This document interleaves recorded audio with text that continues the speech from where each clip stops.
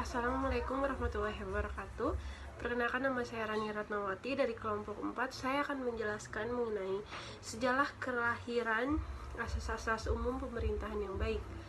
Sejak munculnya konsep negara kesejahteraan menempatkan pemerintah sebagai pihak yang bertanggung jawab terhadap kesejahteraan umum warga negara, dan untuk mewujudkan kesejahteraan ini, pemerintah diberi wewenang untuk campur tangan dalam segala lapangan kehidupan bermasyarakat, yang dalam campur tangan ini tidak saja berdasarkan pada peraturan perundang-undangan, tetapi dalam keadaan tertentu dapat bertindak tanpa bersandar pada peraturan perundang-undangan.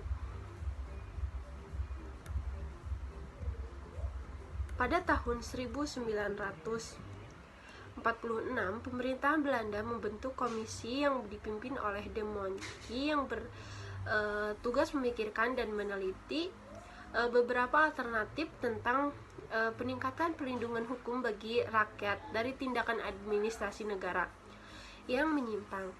Sedangkan pada tahun 1950, Komisi De Montky kemudian melaporkan hasil penelitiannya dalam bentuk asas-asas umum pemerintahan yang baik. Hasil penelitian komisi ini tidak seluruhnya disetujui oleh pemerintah karena banyak keberatan dan kekhawatiran di kalangan pejabat dan para pegawai pemerintah di Nederland pada saat. Assalamualaikum warahmatullahi wabarakatuh. Perkenalkan, nama saya Yohana Octaviani Lavan. Di sini saya akan menjelaskan sedikit mengenai peristilahan dan pengertian asas-asas umum pemerintahan yang baik. Nah, di kalangan para ahli hukum administrasi negara di Indonesia terjadi beberapa perbedaan pendapat terkait AAUPB. Nah, dalam penerjemahan bahasa Belanda sendiri, AAUPB ini diartikan sebagai prinsip-prinsip, dasar-dasar atau asas-asas. Adapun yang mengartikan sebagai yang sebaik-baiknya, yang layak, dan yang patut. Dengan penerjemahan tersebut, maka AAUPB dapat diartikan sebagai prinsip-prinsip atau dasar-dasar atau juga asas-asas umum pemerintahan yang baik dan atau yang sebalik. Kemudian ada pula pengertian dari asas-asas umum pemerintahan yang baik. Nah, AAUPB ini tidak dapat dilepaskan pengertiannya dari konteks kesejarahan dan kebahasaan. Karena asas ini sendiri muncul dari proses sejarah, maka pengertian asas-asas umum pemerintahan yang baik dilihat dari konteks sejarah dan kebahasaan dapat dipahami sebagai asas-asas umum yang dijadikan sebagai dasar dan tata cara dalam penyelenggaraan pemerintahan yang baik. Kemudian dengan cara demikian pula, maka penyelenggaraan pemerintahan itu akan menjadi baik, sopan, adil, dan terhormat, bebas dari kezaliman, pelanggaran peraturan, tindakan penyalahgunaan wewenang, dan tindakan sewenang-wenang. Kemudian ada pula menurut ahli yang bernama Zazim Hamidi yang menjelaskan pengertian AAUPB.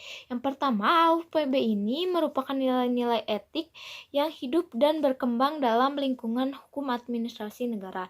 Yang kedua, AAUPB berfungsi sebagai pegangan bagi pejabat administrasi negara dalam menjalankan fungsinya. Yang ketiga, sebagian besar dari AAUPB ini masih merupakan asas-asas yang tidak tertulis, sehingga masih abstrak dan tidak dapat digali dalam praktik kehidupan di masyarakat. Dan yang terakhir, sebagian asas yang lain juga sudah menjadi kaidah hukum tertulis dan terpencar dalam berbagai peraturan hukum positif. Sehingga meskipun sebagian dari asas ini berubah menjadi kaidah hukum tertulis, namun sifatnya tetap sebagai asas hukum. Terima kasih. Selanjutnya akan dijelaskan oleh teman saya. Kedudukan AAUPB dalam sistem hukum. Menurut Van Wyk, ketika membahas mengenai AAUPB, perlu dipahami bahwa organ-organ pemerintahan yang menerima wewenang untuk melakukan tindakan tertentu, menjalankan tindakannya tidak hanya terikat pada peraturan perundang-undangan hukum tertulis, Di samping itu, organ-organ pemerintahan harus memperhatikan hukum tidak tertulis, yaitu asas-asas umum pemerintahan yang baik. Menurut Philippus, AAUPB harus dipandang sebagai norma-norma hukum tidak tertulis yang senantiasa harus ditaati oleh pemerintah, meskipun arti yang tepat dari AAUPB bagi setiap keadaan tersendiri tidak selalu dapat dijabarkan dengan teliti. Dapat pula dikatakan bahwa AAUPB adalah asas-asas hukum tidak tertulis. Untuk keadaan-keadaan tertentu, dapat ditarik aturan-aturan hukum yang dapat diterapkan.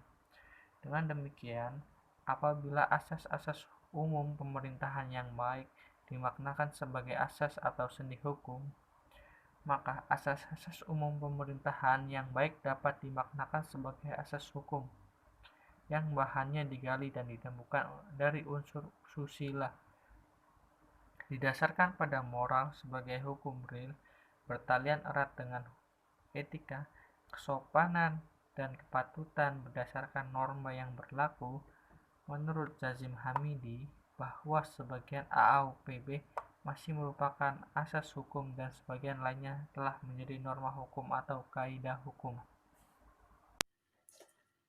Bismillahirrahmanirrahim. Assalamualaikum warahmatullahi wabarakatuh. Perkenalkan, nama saya Ipta Fauji. Di sini saya akan menjelaskan terkait fungsi dan arti penting asas-asas umum pemerintahan yang baik. Di sini mengambil menurut HR Ridwan, adanya beberapa fungsi dan arti penting asas-asas umum pemerintahan yang baik. Yang pertama, bagi administrasi negara, bermanfaat sebagai pedoman dalam melakukan penafsiran dan penerapan terhadap ketentuan-ketentuan perundang-undangan yang bersifat samar atau tidak jelas. Lalu yang kedua, asas-asas umum pemerintahan yang baik dapat dipergunakan sebagai dasar gugatan sebagaimana yang disebutkan dalam pasal 53 Undang-Undang Nomor 5 Tahun 1986. Lalu yang ketiga, dapat dipergunakan sebagai alat menguji dan membatalkan keputusan yang dikeluarkan oleh badan atau pejabat tata usaha negara. Lalu yang keempat, yaitu asas-asas pemerintahan yang baik juga berguna bagi badan legislatif dalam merancang suatu undang-undang. Terima kasih. Sekian yang dapat saya sampaikan. Wassalamualaikum warahmatullahi wabarakatuh. Pembagian asas-asas umum pemerintahan yang baik. Yang pertama, asas yang bersifat formal atau prosedural. Yang kedua, asas yang bersifat material atau substansial, yaitu tampak pada isi keputusan dari pemerintah. Yang termasuk kelompok ini adalah asas kepastian hukum, asas persamaan, asas larangan sewenang-wenang. Macam-macam dari asas-asas umum pemerintahan yang baik. Yang pertama, asas kepastian hukum, yaitu merupakan asas dalam negara hukum yang mengutamakan landasan ketentuan peraturan perundang-undangan. Yang kedua, asas keseimbangan, yaitu antara hukuman jabatan dan kelalaian atau kealpaan seorang pegawai. Asas ini menghendaki adanya kualifikasi yang jelas mengenai jenis-jenis kualifikasi pelanggaran atau kealpaan yang dilakukan oleh seseorang, sehingga memudahkan penerapan dalam setiap kasus yang ada dan seiring persamaan perlakuan serta sejalan dengan kepastian hukum. Yang ketiga, asas kemanfaatan, yaitu harus diperhatikan seimbang antara kepentingan individu yang satu dengan kepentingan individu yang lain dan kepentingan individu dengan masyarakat. Yang keempat, asas kesamaan dalam mengambil keputusan. Asas ini menghendaki adanya keseimbangan dan kesamaan antara hukuman penjabatan dan kelalaian atau kealpaan seorang pegawai. Yang kelima, asas bertindak cermat, yaitu asas ini menghendaki agar pemerintah atau administrasi bertindak cermat dalam melakukan berbagai aktivitas penyelenggaraan tugas pemerintah sehingga tidak menimbulkan kerugian bagi warga negara. Yang keenam, asas motivasi dalam setiap keputusan, yaitu asas ini menghendaki setiap ketetapan harus mempunyai motivasi atau alasan. Yang ketujuh, asas larangan mencampur adukan kewenangan. Seorang pejabat pemerintahan memiliki wewenang yang sudah ditentukan dalam peraturan perundang-undangan, baik dari segi materi, wilayah, maupun waktu, dan pejabat tidak boleh melebihi apa yang ditentukan oleh hukum yang berlaku. Yang kedelapan, asas permainan yang layak. Asas ini penting dalam peradilan administrasi negara karena terdapat perbedaan kedudukan antara pihak menggugat dengan tergugat. Pejabat sebagai pihak tergugat secara politis memiliki kedudukan lebih tinggi dibanding dengan kedudukan yang penggugat. Yang kesembilan, asas keadilan atau kewajaran. Asas keadilan ini menuntut tindakan secara proporsional, sesuai, seimbang dan selaras dengan hak setiap orang. Berikutnya yang ke-10, asas menanggapi penghargaan yang wajar. Asas ini menghendaki agar setiap tindakan yang dilakukan pemerintah harus menimbulkan harapan-harapan bagi warga negara. Yang ke-11, asas meniadakan akibat keputusan yang batal. Asas ini mewajibkan pejabat administrasi pemerintahan atau badan untuk mengambil tindakan segera atau mengganti kerugian yang timbul sebagai akibat dari keputusan yang telah dibatalkan atau batal. Asas perlindungan atas pandangan atau cara hidup pribadi. Asas ini menghendaki agar pemerintah melindungi hak atas kehidupan pribadi setiap pegawai negeri dan juga tentunya hak kehidupan pribadi dari setiap warga negara. Yang ke-13, asas kebijaksanaan. Asas ini menghendaki agar pemerintah dalam melakukan tugas-tugas dan pekerjaannya diberi kebebasan dan keleluasaan untuk menerapkan kebijaksanaan tanpa harus terpaku pada peraturan perundang-undangan yang formal. Kemudian yang terakhir, yang ke-14, asas penyelenggaraan kepentingan umum. Asas kepentingan umum adalah asas yang mendudukan kesejahteraan dan kemanfaatan umum dengan cara yang aspiratif, akomodatif, selektif, dan tidak diskriminatif. Terima kasih. Asas-asas umum pemerintahan yang baik di Indonesia pertama kali muncul saat pembahasan rancangan Undang-Undang PT-UN Nomor 5 Tahun 1986. Hanya saja pada saat itu belum diterima dengan anggapan bahwa tradisi administrasi Indonesia belum sebaik Belanda. Akhirnya usulan itu pun ditolak. Ridwan HR mengemukakan bahwa tidak dicantumkannya asas-asas umum pemerintahan yang baik dalam Undang-Undang PT-UN bukan berarti eksistensinya tidak diakui sama sekali, karena ternyata praktik peradilan khususnya PT-UN juga menerapkan asas-asas umum pemerintahan yang baik. Lebih lanjut, dikemukakan bahwa asas-asas umum pemerintahan yang baik dapat dilaksanakan oleh peradilan di Indonesia karena memiliki sandaran dalam pasal 14 ayat 1 Undang-Undang Nomor 14 Tahun 1970 tentang kekuasaan pokok kehakiman yang pada intinya menyebutkan bahwa hakim tidak boleh menolak suatu perkara dengan alasan bahwa hukum tidak atau kurang jelas. Selain itu, pada pasal 27 ayat 1 Undang-Undang Nomor 14 Tahun 1970 dan memahami nilai-nilai hukum yang hidup di dalam masyarakat, dengan adanya ketentuan ditegaskan bahwa hakim dapat mengikuti pasal-pasal di atas, maka asas-asas umum pemerintahan yang baik mempunyai peluang digunakan dalam proses peradilan administrasi di Indonesia. Seiring dengan perkembangan waktu, maka asas-asas umum pemerintahan yang baik akhirnya dimuat dalam Undang-Undang Nomor 28 Tahun 1999 tentang penyelenggaraan negara yang bersih dan bebas dari korupsi, kolusi, dan nepotisme. Selanjutnya, dengan adanya Undang-Undang Nomor 9 Tahun 2004 tentang perubahan atas Undang-Undang Nomor 5 Tahun 1986 tentang PT-UN, maka berdasarkan pasal 53 ayat 2 disebutkan bahwa keputusan tata usaha negara yang digugat itu bertentangan dengan asas-asas umum pemerintahan yang baik.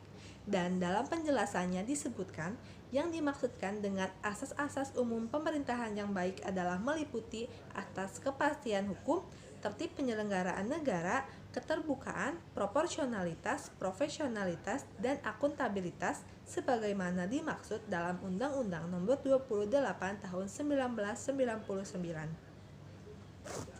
Dalam Undang-Undang Nomor 28 Tahun 1999 tentang penyelenggaraan negara yang bersih dan bebas dari korupsi, kolusi, dan nepotisme pada pasal 1 ayat 6, yaitu asas umum pemerintahan yang baik adalah asas yang menjunjung tinggi norma kesusilaan, kepatutan, dan norma hukum untuk mewujudkan penyelenggaraan negara yang bersih dan bebas dari korupsi, kolusi, dan nepotisme. Fase selanjutnya adalah setelah Undang-Undang Nomor 30 Tahun 2014 tentang Administrasi Pemerintahan disahkan sebagai perundangan yang pertama kali mengatur mengenai tata laksana pemerintahan yang sesuai dengan Undang-Undang Dasar Negara Republik Indonesia tahun 1945 dan Pancasila.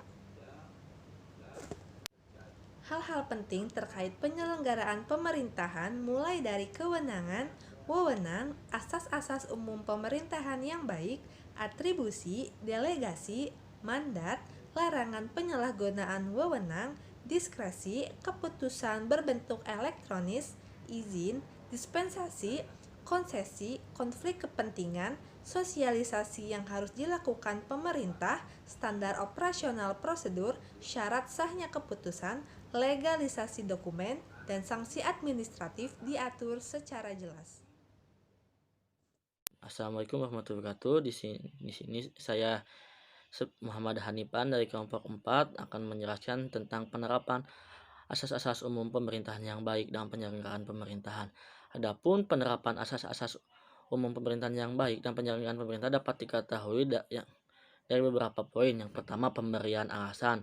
Hal ini untuk menghindari perbuatan sewenang-wenang, maka setiap keputusan atau kebijakan yang dikeluarkan harus memiliki alasan yang logis dan masuk akal.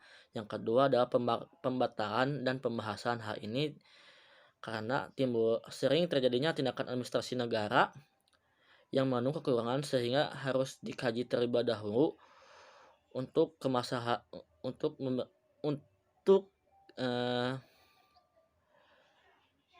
mengambil keputusan agar tepat. Yang ketiga ada perlindungan hukum. Perlindungan hukum di sini bagi warga masyarakat. Hal ini untuk jadi bentuk perlindungan hukum terhadap warga masyarakat terhadap perbuatan sewenang-wenang yang dilakukan oleh pejabat administrasi negara dalam bentuk pemberian upaya hukum untuk menggugat tindakan sewenang-wenang tersebut melalui berbagai jalur hukum, baik dari perdata dan pidana. Yang keempat adalah kewajiban memberikan informasi. Hal ini mengapa hal ini? Karena ketentuan itu bahwa instansi administrasi pemerintahan dapat memperlihatkan akte administrasi kepada pihak yang terlibat jauh atau yang bersangkutan. Akan tetapi pemerintah juga harus bisa tidak memberikan data atau informasi kepada orang lain karena yang berkenaan dengan data pribadinya sendiri. Mungkin sekian dari saya, mohon maaf bila mana ada kesalahan. Wassalamualaikum warahmatullahi wabarakatuh.